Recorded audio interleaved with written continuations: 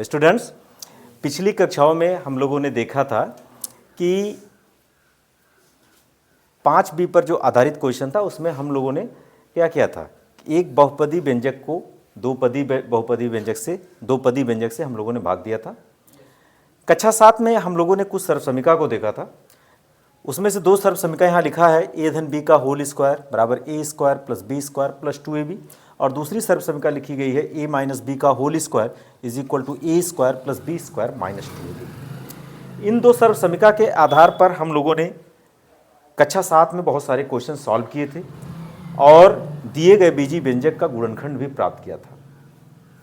आते हैं इस सर्वसमीका का प्रयोग करके, अगर हमारे पास ऐसा न दिया हो a धन b का होल स्क्वायर न दिया हो, a धन b का होल स्क्वायर अगर न दिया हो, अगर आपके पास लिख दे a square plus 2ab plus b square, अगर मान लो कोई बहुपदी व्यंजक इस तरह से दे दिया जिसमें 3 पद हो, a स्क्वायर धन 2ab धन b स्क्वायर, अगर इस तरह से बहुपदी व्यंजक दिया है तो आप इसमें देखो क्या लिखा है, पहले पद का स्क्वायर लिखा है और दूसरे पद का स्क्वायर लिखा है, और यहां 2 गुणे पहला पद गुणे दूसरा पद। मतलब अगर आपको इस तरह का रूप दिखे, पहले पद का स्क्वायर धन दूसरे पद का स्क्वायर धन 2 गुणे पहला पद और गुणे दूसरा पद, अगर इस तरह का रूप दिख जाए तो वो तो यही चीज है। बोलो, अगर ये चीज है तो उसको a धन b का होल स्क्वायर लिखा जा सकता है कि नहीं लिखा जा सकता है? तो इस चीज को हम क्या लिख सकते हैं, पहला पद धन दूसरा पद का होल वर्ग, या इसको हम लोग क्या लिख सकते हैं, पहला पद धन दूसरा पद का होल वर्ग, एक ब्रैकेट में और दूसरे ब्रैकेट में पहला पद धन दूसरा पद। क्योंकि अगर इस पूरे ब्रैकेट पे 2 पावर चढ़ा है तो इसका मतलब होता है पहला पद धन दूसरा पद का गुणा कै बार, 2 बार। तो ये हो गया इस बीजीय व्यंजक का जो a square plus 2ab plus b square का जो हमने लिखा फॉर्म, पहला स्क्वायर पहला पद स्क्वायर धन 2 गुणे पहला पद गुणे दूसरा पद धन दूसरा पद का स्क्वायर अगर मिले तो वो होता है क्या, पहला पद धन दूसरा पद का होल वर्ग, या पहला पद धन दूसरा पद गुणे पहला पद धन दूसरा पद।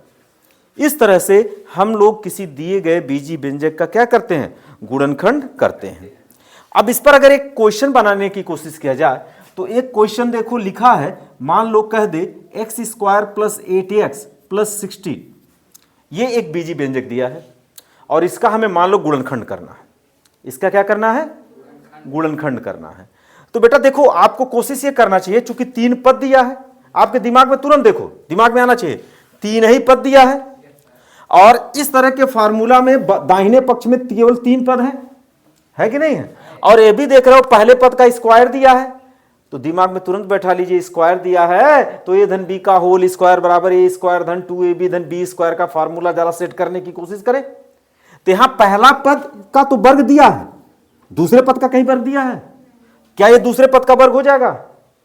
8 गुणे x दूसरे पद का वर्ग होगा नहीं, लेकिन अगर 16 को देखो तो 4 का वर्ग हो जाएगा, 16 को देखो तो 4 का वर्ग हो जाएगा, अर्थात पहले पद का वर्ग मिल गया, दूसरे पद का वर्ग मिल गया। तो ये 2 गुणे पहला गुणे दूसरा हम लोग बना देंगे। तो देखो कैसे, पहला पद माने x का वर्ग और दूसरा पद माने 4 का वर्ग। फार्मूला क्या कहता है, अगर पहले पद का वर्ग हो और दूसरे पद का वर्ग मिल जाए तो बीच में मिलना चाहिए 2 गुणे पहला पद गुणे दूसरा पद। तो बेटा पहला पद यहां क्या है, x है, और दूसरा पद क्या है, 4 है। तो इस फार्मूले के अनुसार सेट करो, अगर यहां प्लस है तो प्लस लिखना और यहां माइनस है तो माइनस लिखना। यहां पे क्या लिखोगे, 2 गुणे पहला पद की जगह क्या है और दूसरा पद की जगह क्या है, 4। इसको देख के हमने नहीं लिखा, हमने इस चीज को देख करके लिखा।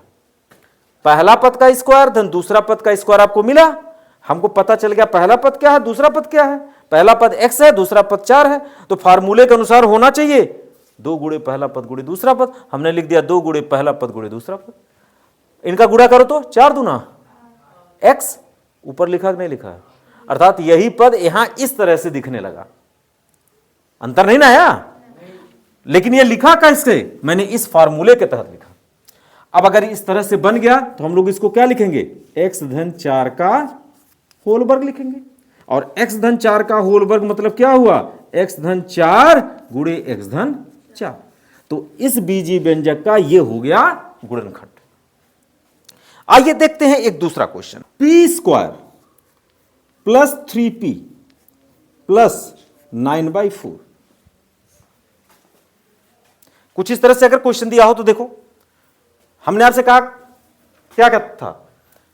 सूत्र में 3 पद हैं। क्या यहां भी 3 पद हैं? एक पद का वर्ग दिख रहा है, दिख रहा ना? तो उसको इसके अनुसार सेट करने की आवश्यकता है। पहला पद का स्क्वायर तो आपको मिल गया। अब इसमें खोजो और किस पद का स्क्वायर लिख सकते हैं। इसका तो स्क्वायर लिख नहीं सकते। हां, इसको लिख सकते हैं प्लस 3/2 का होल वर्ग। 9 किसका वर्ग है? और 4 किसका वर्ग है? 2 का। तो पूरे को क्या लिखा जा सकता है? 3/2 का होल वर्ग लिखा जा सकता है? नहीं लिखा जा सकता है? लिखा जा सकता है। प्लस 2 गुणे, सूत्र क्या कहता है? यहां प्लस है तो प्लस लिखो। 2 गुणे पहला पद गुणे दूसरा पद। पहला पद p और दूसरा पद 3/2। अब देखो, इसको गुणा करो जरा। ये 2 से 2 ऊपर नीचे कट जाएगा? कटेगा नहीं कटेगा? 3 का p में गुणा करोगे 3p होगा। यही तो ऊपर लिखा है। अब बेटा इसको क्या लिखोगे? पहला पद का स्क्वायर धन दूसरा पद का स्क्वायर धन 2 गुणे पहला गुणे दूसरा। अगर मिल गया तो इसको लिखोगे p प्लस 3/2 का होल स्क्वायर। अब इसका क्या मतलब हुआ?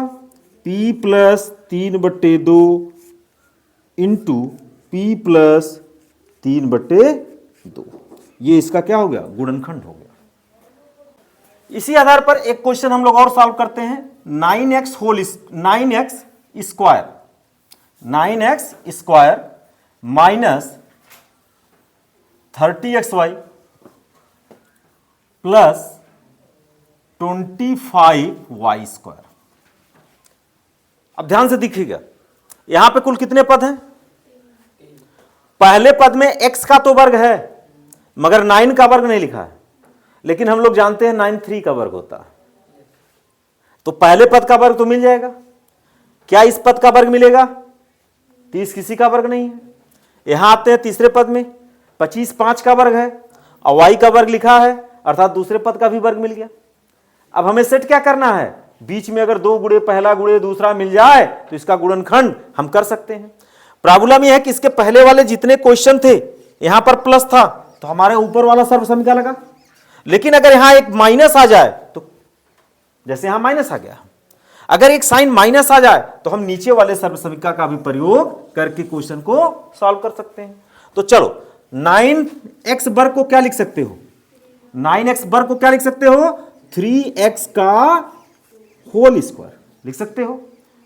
प्लस है, प्लस लिखो। 25 किसका वर्ग है? 5y का होल स्क्वायर। अब बताओ यहां फर्स्ट टर्म क्या मिला? 3x। सेकंड टर्म क्या मिला? 5y। First term 3x, second term क्या मिला? 5y। तो फॉर्मूला क्या होना चाहिए बेटा? यहां माइनस है तो हम माइनस लिखेंगे, और प्लस होता तो प्लस लिख देते। 2 इंटू फर्स्ट टर्म माने 3x into second term means 5x। अब जरा गुणा करो। 5 थ्रू 5y, सॉरी 5 क्या होगा? y। अब बेटा गुणा करो। 3 2 जा 6 और 6 5 जा 6 5 2 3 6 5 30। x गुणे y, एक्स वाई हुआ। तो बेटा यहां क्या लिखा गया? पहला पद का स्क्वायर धन दूसरा पद का स्क्वायर धन 2 गुणे पहला गुणे दूसरा। और जब 2 गुणे पहला गुणे दूसरा का गुणा किए तो 30xy आ गया। देखो 5 3 15 दूना 30, x यहां है और y यहां है, xy। ठीक है, इसको क्या लिखा जा सकता है? 3x माइनस 5y का होल वर्ग, ऐसा लिखा जा सकता है। और इस पर पावर 2 लिखा है, इसका मतलब हम लिख सकते हैं 3x minus 5y into 3x minus 5y। ये आपका हो गया इसका फैक्टराइजेशन। अगर आपके पास क्वेश्चन आ जाए 36, नया क्वेश्चन देखो, 36 माइनस 12k प्लस के स्क्वायर। अब देखो यहां पर तो एक स्क्वायर दिख रहा कि नहीं दिख रहा?